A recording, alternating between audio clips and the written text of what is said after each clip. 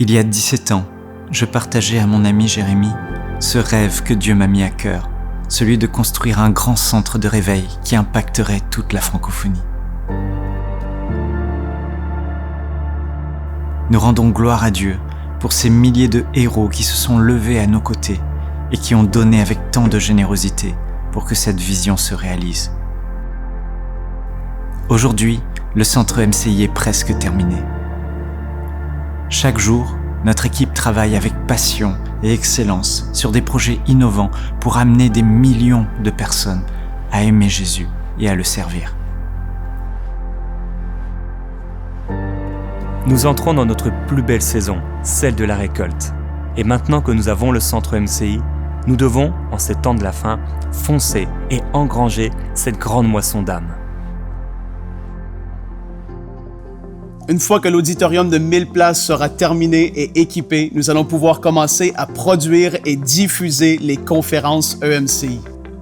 Nous lancerons aussi la production de notre toute nouvelle émission d'adoration live avec public où nous allons vivre des temps forts dans sa présence. Et grâce à votre soutien, l'auditorium sera terminé d'ici quelques semaines. La construction du Studio B est terminée et il ne reste qu'à l'équiper pour commencer notre nouvelle émission d'enseignement, Teach, une super émission quotidienne qui formera de véritables disciples enracinés dans la parole de Dieu.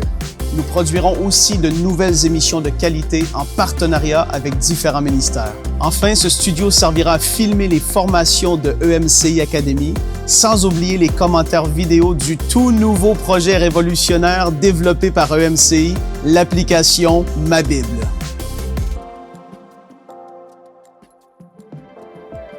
En 2007, un matin à mon réveil, l'Esprit de Dieu m'a clairement parlé et il m'a dit « Michael, il faut que tu crées une application biblique et tu verras, elle portera encore plus de fruits que tout ce que vous avez fait jusqu'à maintenant. » Il y a 2 ans, le Seigneur nous a dit qu'il fallait aller de l'avant avec le projet. Alors, on a fait un pas de foi et Dieu a amené tous les équipiers qu'il nous fallait pour pouvoir développer cette merveilleuse application.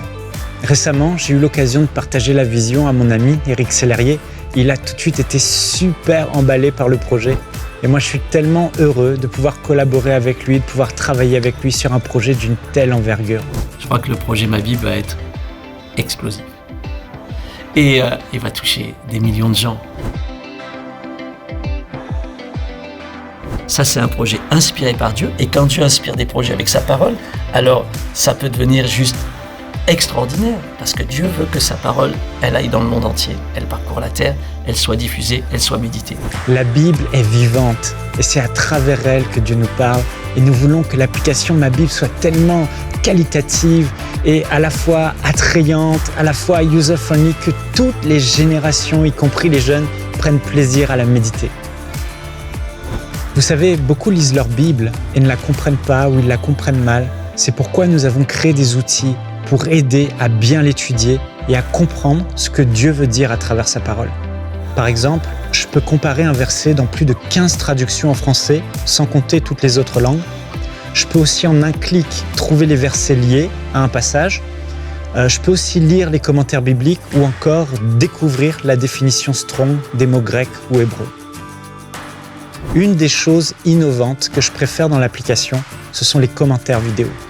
Vous pourrez regarder de courtes vidéos de grande qualité qui ont été enregistrées dans nos studios ou des enseignants de la parole qui sont des références dans leur domaine vous aideront à bien comprendre le passage que vous êtes en train de lire. L'histoire du fils prodigue est claire, limpide. Le Père, c'est l'image de Dieu. Le Fils, c'est toi, c'est moi. Ton Père céleste t'attend les bras ouverts. Avec Ma Bible, vous pouvez aussi personnaliser les passages qui vous ont particulièrement parlé ou qui vous ont touché, comme vous le feriez sur votre Bible papier, mais avec beaucoup plus de possibilités. Vous pouvez surligner, mettre en gras, mettre en couleur, agrandir un verset ou même un seul mot si vous préférez. Et ce qui est génial, c'est que vous pouvez aussi insérer vos propres notes entre les versets et aussi insérer des liens vers des ressources externes. Vous pouvez même ajouter vos réactions avec des emojis et des stickers. Sans oublier toutes les fonctionnalités que vous allez découvrir. Une chose qui nous tient particulièrement à cœur, c'est que les enfants puissent aussi utiliser ma Bible. C'est pourquoi nos équipes ont commencé à enregistrer les plus belles histoires de la Bible racontées en images. Et à la fin de chaque vidéo, il y aura un court message qui pourra parler à leur cœur.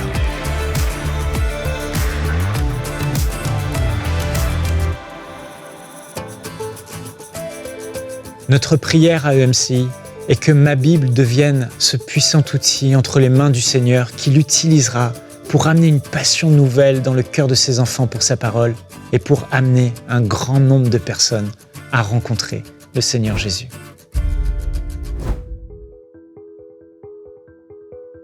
Le projet Ma Bible est déjà développé à plus de 50% et grâce à votre soutien, l'application sortira en 2023.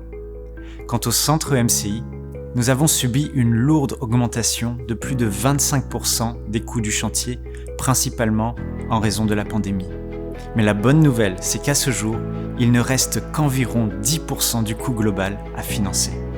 Aujourd'hui, nous avons besoin que 5000 personnes se lèvent et s'engagent à semer une offrande de 1000 € ou plus pour finaliser le centre EMCI et ses différents projets. Frères et sœurs, je tiens sincèrement à vous remercier pour vos prières et pour votre fidèle soutien depuis tellement d'années. Vous ne pouvez imaginer à quel point vous êtes une bénédiction pour la francophonie et le fait de vous savoir à nos côtés nous encourage chaque jour dans cette mission extraordinaire que Dieu nous a confiée. Je suis convaincu qu'avec la grâce de Dieu, ensemble, nous allons encore une fois y arriver et que tous ces merveilleux projets marqueront notre génération et laisseront un héritage à nos enfants. Donnons premièrement pour que le royaume de Dieu avance, mais dans ces temps difficiles, souvenons-nous aussi de ce que Dieu nous a promis. Celui qui sème abondamment récoltera abondamment. Que Dieu vous bénisse. Semons dès maintenant pour vivre une grande moisson à travers les projets du centre EMCI. Pour faire votre don, rendez-vous sur emcitv.com/5000. Vous pouvez donner en une seule fois ou en plusieurs mensualités.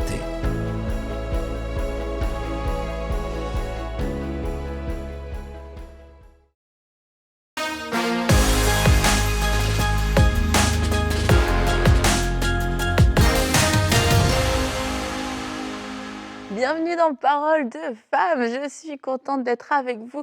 Aujourd'hui, nous allons parler des avantages de la communauté. On a parlé de tout ce qu'on peut vivre en étant seul, mais aujourd'hui, on va parler des choses qu'on peut vivre et qu'on ne vivra que lorsque nous sommes en groupe, à plusieurs. Alors on verra que c'est pas la peine d'être 100, d'être 40, ni même 10. Il y a des choses qu'on peut vivre à 2 ou 3 et ça fait qu'on n'est pas tout seul, mais que c'est déjà un groupe. Alors c'est pas toujours facile aussi, on va le voir dans la semaine, que aussi quelquefois les gens peuvent être ajouter du piment à la vie et que c'est pour ça qu'on a envie de vivre certaines choses seules ou qu'on préfère se retirer.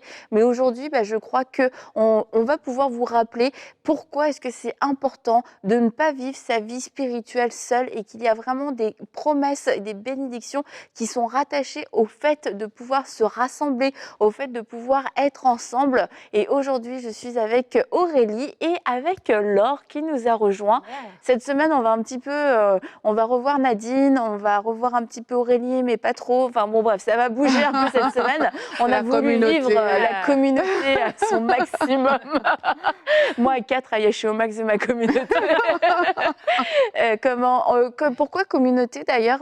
Parce que au cours de la semaine, on ne parle pas seulement de l'église locale et on a tendance à ramener le fait de vivre en tant que groupe notre vie spirituelle que à l'église locale. L'église locale en fait partie, mais on a aussi des investissements dans différentes sortes de groupes. Ça peut être au travail, ça peut être la famille, ça peut être des amis, etc.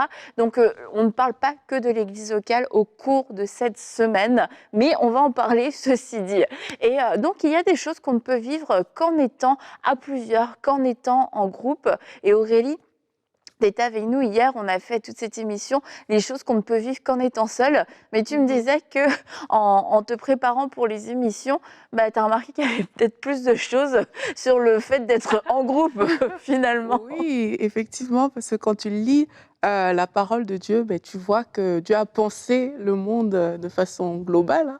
Il n'a pas pensé de façon solitaire. Il a dit, il n'est pas bon que l'homme soit seul.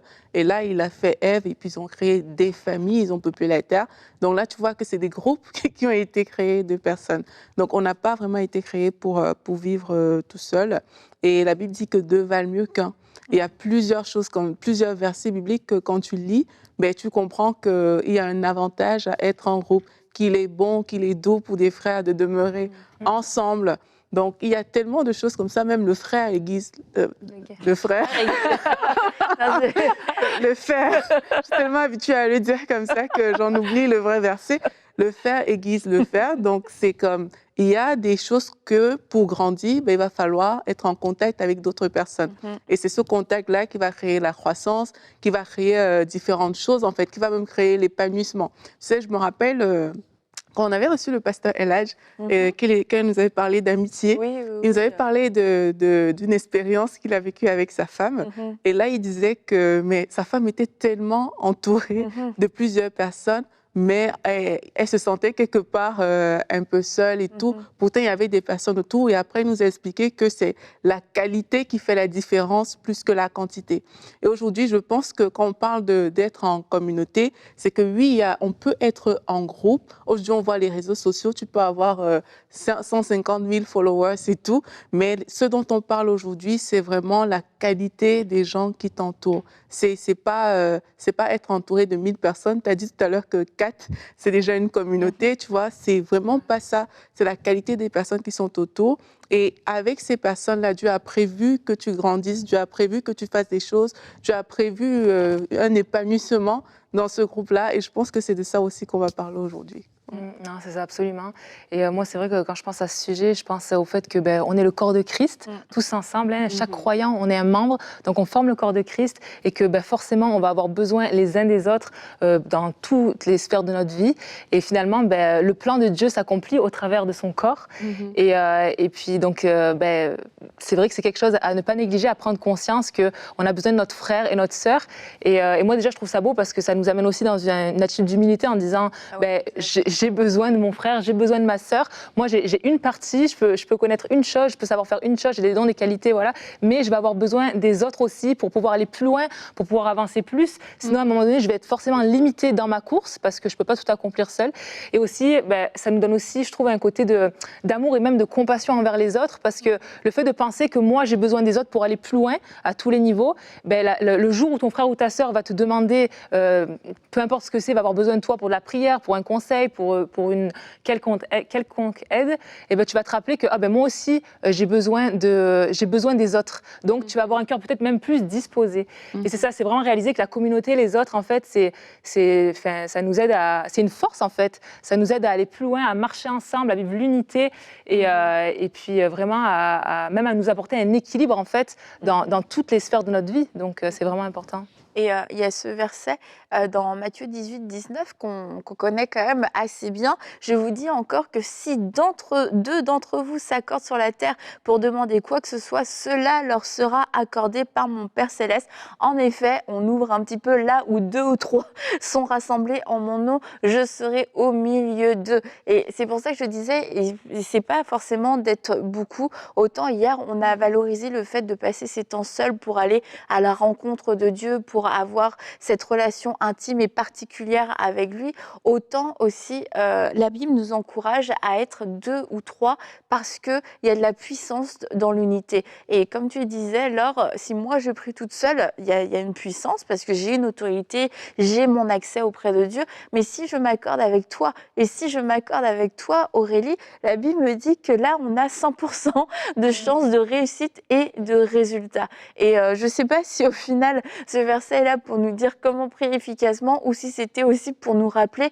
vous ne pouvez pas juste porter tous vos sujets de prière tout seul, mais c'est important que vous puissiez prier ensemble parce que peut-être que lorsque on va prier ensemble, toi, tu vas avoir une parole inspirée, peut-être que tu vas avoir une direction dans la prière que moi, j'aurais pas eu. Et c'est là où aussi on va être complémentaires. Et c'est vrai que, comme tu le disais, alors ça demande de l'humilité. L'humilité pour pouvoir vivre des choses avec les autres, ça va être une des clés. C'est de se dire, l'autre va pouvoir m'apporter quelque chose parce que pourquoi on ne veut pas vivre tant que cette chose avec les autres quelquefois? C'est parce que les autres peuvent nous ralentir, les autres peuvent nous gêner, les autres ne pensent pas comme nous, les autres viennent nous confronter, etc., etc. Et du coup, lorsque je m'humilie et que je me dis non, elle a quelque chose à m'apporter, même si c'est pas ce que, comme moi, elle a quelque chose à m'apporter, ben en fait, tout de suite, ça me laisse l'opportunité de vivre quelque chose avec les autres.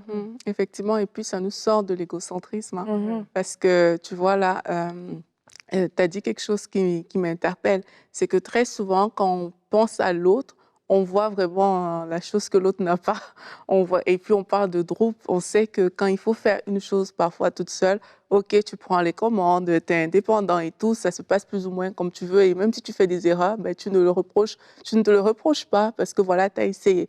Mais quand on parle d'une dynamique de groupe, c'est « Ah, mais on n'a pas fait ça à temps, telle personne a retardé, on attend une personne qui est toujours en retard, il y a ci, il y a ça. » Et c'est ça parfois qui limite dans les rapports du groupe. On dit ben, « Moi, je préfère le faire toute seule. » Mais il y a cet adage qu'on dit que seul, on va... On avance vite. Et à plusieurs, on avance loin.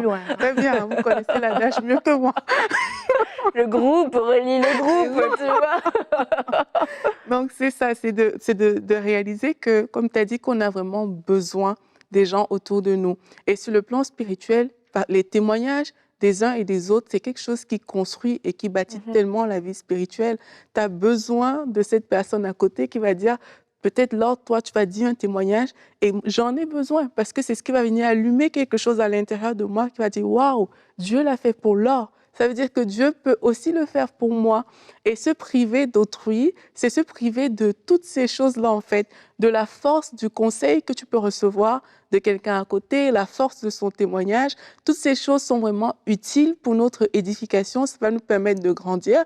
Et même aussi, c'est de te priver, toi, d'être une source de bénédiction pour les autres. Parce que c'est comme toi aussi, quand tu vas partager des choses, ça va bénir ton frère, ça va bénir ta sœur. Et c'est là où on retrouve cette notion du corps dont tu parlais. C'est qu'on est vraiment complémentaires. On est des personnes que le Seigneur a comme appelées à faire des choses ensemble. Dieu a pensé, même en termes de destinée, il y a des gens qui pensent que, OK, ma destinée, moi, mais sur le chemin de ta destinée, tu auras besoin des gens. Que tu le veuilles ou pas, tu en auras besoin. Donc, c'est important de le réaliser et de ne pas mépriser les personnes qui nous entourent, en fait. C'est toujours de se dire que cette personne est là, à côté de moi. Cette personne, comme tu as dit, a quelque chose à m'apporter qui est bon pour le royaume de Dieu et d'être ensemble, tout simplement, pour pouvoir accomplir ces plans de Dieu, en fait. Non, mais c'est ça. C'est vraiment important de vraiment réaliser ça parce que je pense que oui, effectivement, il y a des temps seuls qui sont importants, mais il faut faire la différence entre ça et aussi des temps où peut-être que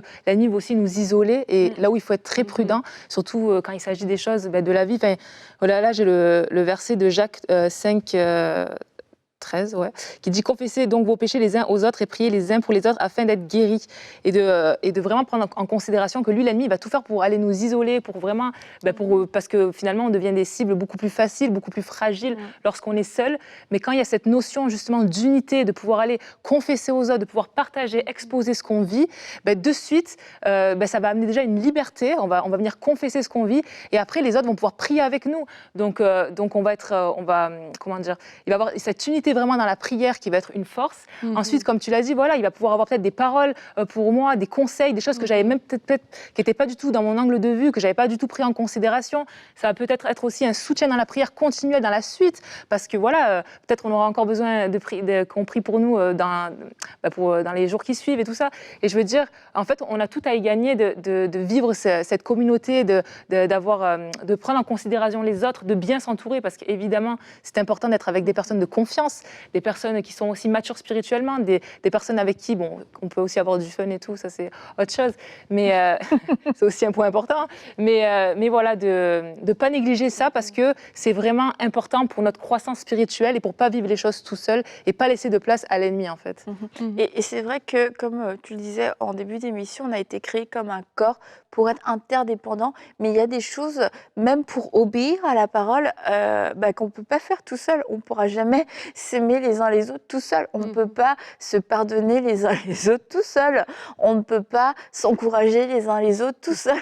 On ne peut pas se consoler les uns les autres tout seul. Et ça veut dire que j'ai une part à recevoir lorsque je suis avec les autres, mais ça veut dire aussi que j'ai une part à donner, et lorsque je choisis de m'isoler, lorsque je choisis de vivre ma vie, particulièrement ma vie spirituelle seule, ça veut dire que je retire une part à quelqu'un, qu'il y a quelque chose que je devais partager. J'avais une parole de consolation que le Saint-Esprit aurait voulu me transmettre pour quelqu'un, une parole d'encouragement, une parole d'exhortation, mais que je ne donnerai pas parce que je n'ai pas les uns les autres autour de moi et que je suis tout seul dans ma vie spirituelle. Et là, c'est sûr qu'il y a une question, oui, de bénéfice, mais il y a aussi une question d'obéissance, une question de faire ce que Dieu nous demande de faire. Et là, si c'est juste pour nous, on peut se dire oui, mais non, moi c'est pas grave, etc. Mais lorsqu'on en arrive à cette notion de l'obéissance, il y a une crainte de Dieu qui doit monter dans notre cœur et qui doit dire Seigneur, je veux rester enseignable, et c'est vrai que cette part-là, je ne la donne pas, et je suis en train de passer à côté d'une partie de l'obéissance que tu m'as demandé, même si je prie beaucoup tout seul, même si j'intercède beaucoup pour les nations, pour tout le monde, etc. Mais il y a une partie que tu dois communiquer à quelqu'un en étant entouré. Et aussi, il y a des bénédictions qui sont rattachées au fait d'être ensemble. La Bible dit qu'il est bon pour des frères et des sœurs de demeurer ensemble parce que c'est là que le Seigneur envoie la bénédiction. Donc, il y a une bénédiction qui est rattachée à ce côté corporatif et communautaire. Et même quand tu vois la parole par rapport aux disciples, les disciples, ils étaient ensemble et ils ont créé un système. Et dans ce système-là, il y avait l'entraide, les gens apportaient ce qu'ils avaient et tout, et ça permettait d'aider comme ça différentes personnes. Et je pense que c'est des choses aussi qu'il ne faut pas négliger, comme on a dit, pour ne pas être centré sur soi et pour tenir compte tout simplement d'autrui, mais tu as besoin en fait d'être dans ce cadre-là où, voilà, il y a des bénédictions de Dieu qui sont rattachées à ça, et aussi où il y a des systèmes que vous allez pouvoir mettre en place en tant que communauté, mais pour venir en aide aux uns et aux autres d'une manière ou d'une autre. Comme tu disais, Annabelle, chacun de nous, on a quelque chose à apporter. Et quand on va mettre en place ce système-là, c'est là où tu pourras apporter ce que toi tu as, les dons peut-être que Dieu t'a donné, différentes choses en fait qui vont bénir l'ensemble du groupe. Donc ne nous laissons pas ne laissons pas que soit l'égocentrisme, soit même des blessures ou des frustrations viennent comme ça dire « Ok, moi, je ne veux plus faire partie de ce groupe-là, je ne veux plus faire ci, on m'a fait ci, on m'a fait ça ». Au-delà de tout ça, comme Annabelle a dit, il y a l'obéissance à Dieu. Et cette obéissance-là, c'est déterminante en fait pour nous en tant qu'enfants de Dieu. On doit toujours être dans cette position de donner en fait. La Bible dit qu'il y a plus de joie à donner qu'à recevoir. Mais quand tu es dans la position du donneur, mais ce qui se passe, c'est que il y a une communauté autour de toi. Sinon, tu donnes à toi-même. Là, ça devient nul. Tu vois. Mais il y a plus de plaisir à donner qu'à recevoir. Tu vois, donc là, il faut qu'on soit dans cette position où on veut donner. Non seulement on veut donner dans la communauté, on veut donner pour le royaume de Dieu. On veut faire en fait les choses qui vont bénir plusieurs, qui vont pas rester à notre niveau, parce qu'on doit penser grand. On ne doit pas juste penser à notre bulle, on doit penser grand. Et penser grand, mais c'est penser aux nations, c'est penser de façon communautaire. Même quand tu vois les chefs d'État, tu vois les pays, tu vois des grands dirigeants, en fait, ils pensent grand parce qu'ils ne voient pas que, ils voient des nations, ils voient les solutions qu'ils peuvent apporter à beaucoup de gens. Et c'est ça qui fait aussi la différence dans le Et c'est ça aussi qu'on vit en tant que famille AEMCI, en tant que famille des partenaires. C'est qu'ensemble, on voit grand, on ne fait pas tous, on ne remplit pas tous les mêmes tâches. Mais il y a beaucoup de gens qui ont participé aux campagnes précédentes, qui ont voulu donner dans le ministère AEMCI parce qu'ils avaient cette vision avec nous que les médias allaient aller partout et que l'évangile allait être annoncé et proclamé partout. Et là où on n'irait pas forcément, là où vous n'iriez pas forcément. Et c'est là aussi où on voit cet impact de la communauté, c'est de se dire, moi, il y a des choses que je ne pourrais pas faire. Je sais qu'il y a des choses que je ne ferai pas, mais d'autres vont le faire et je veux que ça se fasse. Je veux que l'œuvre de Dieu avance de cette façon-là. Et une des façons de contribuer, c'est sûr, c'est à travers la prière, de pouvoir prier pour certains ministères, de prier pour des évangélistes, de prier pour des missionnaires et aussi de pouvoir semer. Et beaucoup d'entre vous, vous l'avez fait parce que vous croyez dans cette vision de MCI. Vous croyez que le fruit que porte EMCI, ça va toucher des milliers, des millions de personnes et que toute la francophonie a besoin d'être arrosée de la parole de Dieu et notamment à travers l'application Ma Bible, le fait de pouvoir diffuser la Bible dans une app qui va être hyper accessible, qui va être super attrayante, y compris pour les jeunes, surtout pour les jeunes. Vous dites, peut-être que moi, je vais jamais créer une Bible, peut-être que je sais pas comment le faire, je sais pas c'est quoi les ressources, mais je veux participer à ça. Je veux participer à ce que le plus grand nombre de personnes aient accès à la parole de Dieu et que la parole de Dieu soit transmise sur des outils qui soient efficaces, qui soient de qualité. Et là, on voit l'impact du groupe parce que nous, ici, oui, on va travailler. Il y a des gens qui travaillent pour développer l'application. Il y a des gens qui travaillent pour mettre en œuvre toutes ces émissions. Mais si c'était juste nous, l'équipe qu'on est ici, en fait, ça ne porterait pas énormément de fruits. Pourquoi est-ce qu'aujourd'hui, EMCI a autant d'impact et autant d'influence? C'est parce que nous sommes un groupe, c'est parce que vous êtes là, la famille des partenaires, vous avez pu donner, amplifier l'œuvre, vous avez pu amplifier les répercussions positives, bien sûr, les répercussions de l'œuvre. Et c'est là où on voit encore l'impact et la force de l'unité quand toute la francophonie se met ensemble. Et comme par hasard, par exemple, pas par hasard du tout, mais par exemple autour d'une campagne comme les 5000 semeurs, tu dis c'est 5000 personnes qui ne se connaissent pas du monde entier, mais qui autour d'une vision se rassemblent et nous devenons cette famille, nous devenons ensemble ce groupe, ensemble on avance dans la même direction parce qu'on a les intérêts du Seigneur à cœur. On a les intérêts de Dieu à cœur et moi je pensais quand tu parlais à l'auditorium qui est l'un des projets de cette campagne et on a souvent parlé de faire des conférences et tout et moi je me dis mais t'imagines les gens vont venir là, il y aura des choses qui vont se faire, un contenu qui sera produit, il y a des personnes qui seront guéries, il y a tellement de belles choses en fait qui vont se faire, il y a des personnes qui seront délivrées, touchées, sauvées et on peut être chez nous mais on a contribué à ça en fait et ça c'est des choses qui comptent pour moi en tout cas c'est comme waouh, c'est beau de le voir, c'est ce que Jésus faisait, il allait de lieu en lieu, il faisait du bien.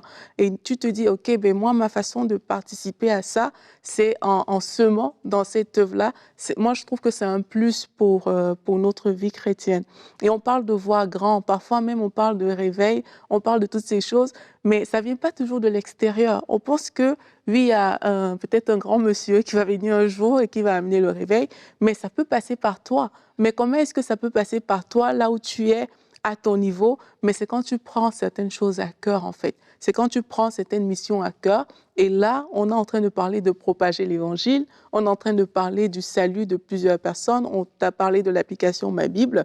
Mais prendre ces projets à cœur, c'est de se dire, moi, je veux contribuer à ma manière au réveil. Je veux contribuer à ma manière à ce que les malades soient guéris, à ce qu'il y ait des délivrances, à ce que les personnes soient sauvées. Et là, ça veut dire que je me suis décentrée de moi-même et que j'ai pensé grand, que j'ai pensé à la communauté, j'ai pensé à des nations, à des peuples, des personnes que je ne connais même pas, mais à qui j'ai choisi de penser parce qu'on a un corps, parce que le royaume de Dieu doit se développer. Donc, si vous nous écoutez aujourd'hui vraiment et que, je ne sais pas, peut-être vous hésitez encore à être un semeur et tout, dites-vous juste, en tout cas la Bible dit que Dieu donne la semence au semeur, mais positionnez-vous devant Dieu comme une personne qui veut participer à sa manière au royaume de Dieu.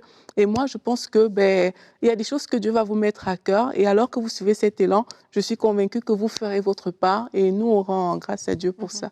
Et toi, Laure, tu as eu l'occasion de lire pas mal de témoignages qu'on reçoit à EMCI et tu me disais que parmi les gens qui avaient donné lors des campagnes précédentes, on avait reçu pas mal de retours de témoignages. Oui, c'est ça, effectivement. Et moi, ça m'a vraiment touchée. Mais c'est de voir que c'est vrai que lors de la dernière campagne, il y a beaucoup de gens qui nous écrivaient pour nous dire qu'ils avaient à cœur de semer. C'était vraiment quelque chose qu'ils avaient sur le cœur. Mais voilà, il y avait toujours ce côté sagesse humaine.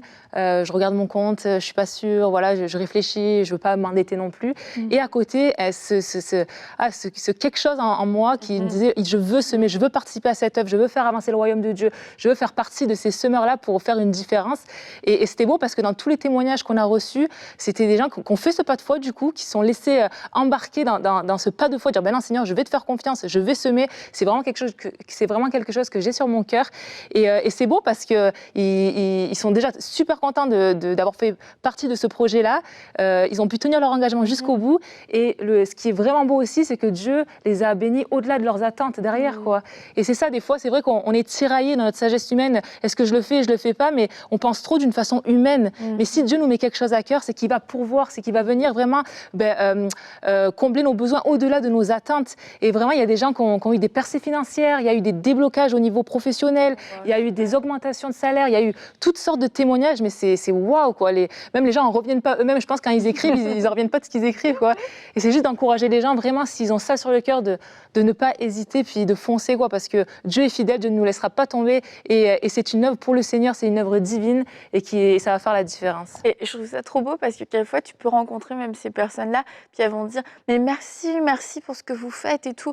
Moi, j'ai semé, et puis quand j'ai semé, après, j'ai eu un déblocage au niveau de ma vie professionnelle, j'ai eu une promotion. Et puis, tiens, finalement, toi, tu es là. Mais merci à vous d'avoir semé. Merci d'avoir participé. Mais non, merci à vous. » Et c'est là où on voit que on est un corps. Et en fait, ce qui fait du bien à un membre va faire du bien à l'autre membre. Tout comme la Bible nous dit que quand il y a un membre qui souffre, c'est tous les membres qui souffrent. Et lorsque les membres sont arrosés, lorsque les membres travaillent ensemble, eh bien, c'est tous les membres aussi qui peuvent en profiter, qui peuvent grandir, qui peuvent vivre cette croissance. Alors encore une fois, on veut vous dire merci. Et toute la bénédiction du Seigneur n'est pas une bénédiction qu'on doit se partager, se sectionner les uns entre les autres. Non, la bénédiction du Seigneur, elle est grande, elle est abondante et il y en a assez pour tout le monde parce que Dieu est généreux et Dieu ne vous a pas oublié. Dieu a votre part aussi et nous prions aujourd'hui que la part que Dieu a pour vous puisse se déverser, se manifester dans votre vie et que si vous avez ce désir de semer, Dieu est celui qui donne de la semence aux semeurs et par la foi aujourd'hui, ouvrez votre main, croyant que Dieu est celui qui va déposer la semence. Cette semence qui vient du nord, du sud, de l'est ou de l'ouest. Mais Dieu dépose cette semence pour que vous puissiez semer et que ça puisse répondre au désir de votre cœur de faire partie de cette aventure, de faire partie de cette famille, de ces 5000 semeurs. Et si ça résonne en vous, comme Laure l'a dit, eh bien, juste ouvrez vos mains pour recevoir la semence que Dieu a à vous donner.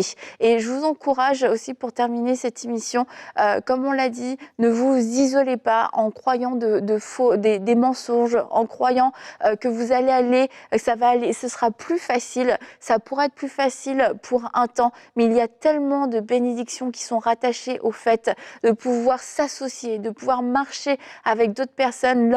Dieu n'a pas créé l'homme pour qu'il soit seul. Il a dit, il n'est pas bon que l'homme soit seul. Alors n'allons pas contre notre nature. Dieu nous a créés pour pouvoir vivre avec des personnes à différents niveaux d'intimité, c'est certain, mais c'est là qu'on va pouvoir nous-mêmes se déverser, donner ce que Dieu a mis dans notre cœur et puis aussi recevoir lorsqu'on a besoin de recevoir les uns les autres. Alors ayez cette conscience que vous avez besoin de vis-à-vis autour de vous, que vous avez besoin d'avoir cette communauté, d'avoir cette église, d'avoir ce groupe de frères et de sœurs avec lesquels vous allez pouvoir vous unir, vous accorder des gens que vous allez pouvoir aimer, que vous allez pouvoir aussi pardonner, que vous allez pouvoir supporter parce que ça fait partie de notre croissance spirituelle et on va se retrouver demain pour une prochaine émission de Paroles de Femmes.